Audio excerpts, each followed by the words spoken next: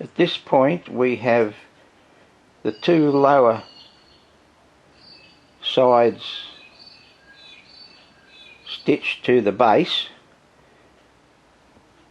The idea with this is that you do not pull the stitches or the cable ties too tight.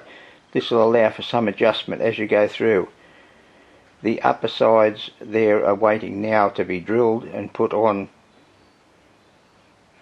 From that point on we will start putting the fillets in and taping the inside.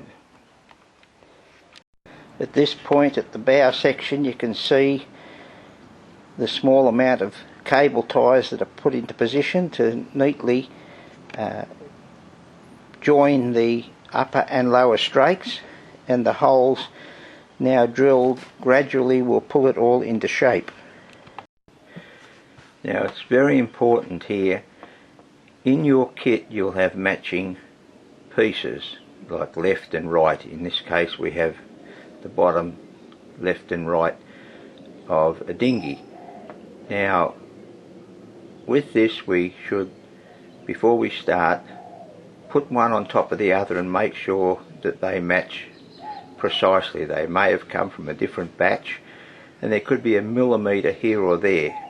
So lay it on top, lay one on top of the other and just check that they are the same, and just fair off or plane off, sand off any little bit so that they match precisely.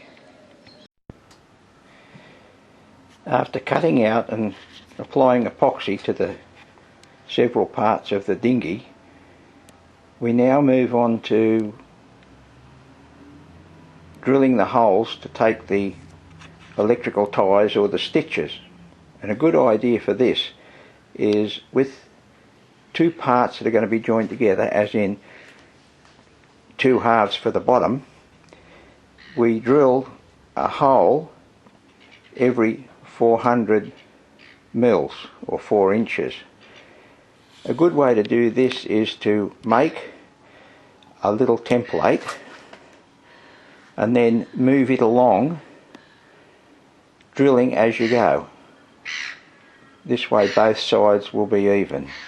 Now we'll move on following this. Okay, after stitching along both sides, working from the front, pulled in beautifully. We'll just duck around to the other side.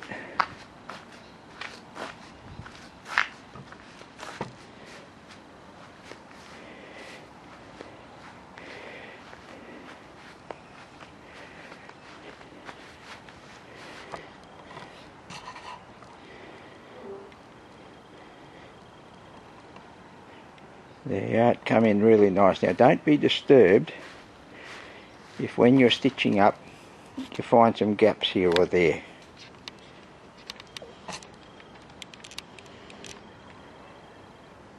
Quite often by putting an extra stitch in you can pull that up. If not, we'll mix up some fine sawdust in some resin, and as you can see here, and as it is in nearly every case with these stitching glues, there'll be places where there seems to be a gap.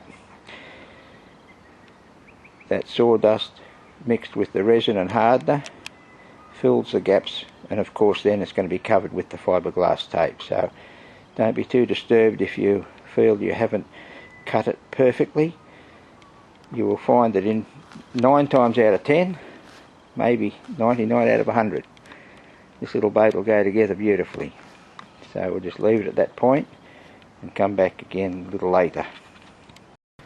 At this stage we've fitted a support along the bow stem, in the snub and across the top of the transom. Now this is to give us the rigidity we need to wrap the outer gunnels around, and something of a timber, of a structure that is strong enough to take the screw. There's going to be a fair bit of stress on those gunnels as they wrap around.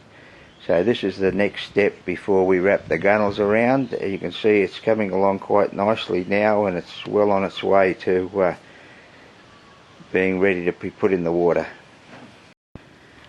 To make life a little easier, I have put an upper support that can be removed in the boat stand that is supplied with the plans. And at this stage I haven't had to use the mould, the framing moulds, the jig. So we'll see how this goes, but at least you can see here it is just the two bottom halves stitched together using MDF material. It's not meant to be a boat. This is a mould for the new 11-foot shark dinghy. But this was quite an easy thing. I just added that extra floor above what had been in the plans prior to this. Now, having removed the string that was temporarily just holding the front in place, I've put in the 4 stitches, which I did before removing the string, leaving them loose, and when the string was cut, the bow snub section slipped into place and were pulled tight. Now you'll notice that little proud corner above the top stitches. You may have to just fair that in when the side comes so it all fits together nicely, but there will be some small amount of adjusting to be made with the pieces, but a little bit of patience and it'll all come together nicely. Now the hull on this 11-foot shark dinghy has just been made up in MDF, using MDF to convert to patterns.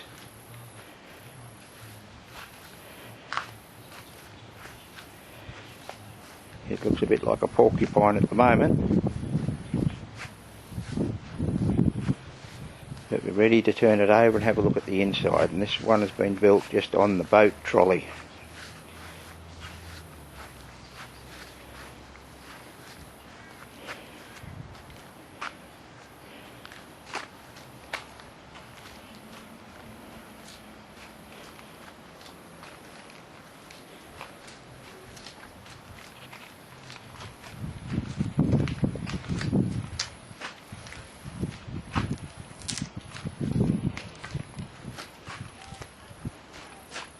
There we are.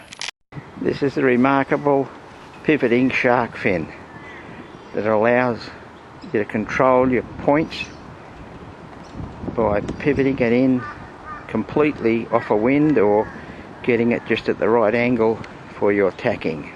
About again.